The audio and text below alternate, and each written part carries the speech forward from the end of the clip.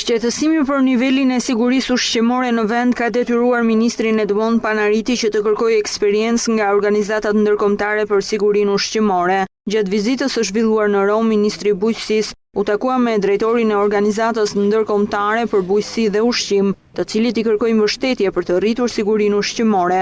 Një tjetër kërkesë e kreut të bujqësisë ishte edhe ndihma në prodhimin e statistikave të sakta bujqësore. Bisedua me zotin Silva edhe për çështje të ndihmës në fushën e sigurisë ushqimore, në mbrojtjen e bimëve dhe pata kënaqësinë që zoti Silva premtoi që FAO nëpërmjet zyrës së saj tashmë të pranishme në Shqipëri do të mbështesë projekte pikërisht për të adresuar këto nevoja të zhvillimit të bujqësisë shqiptare.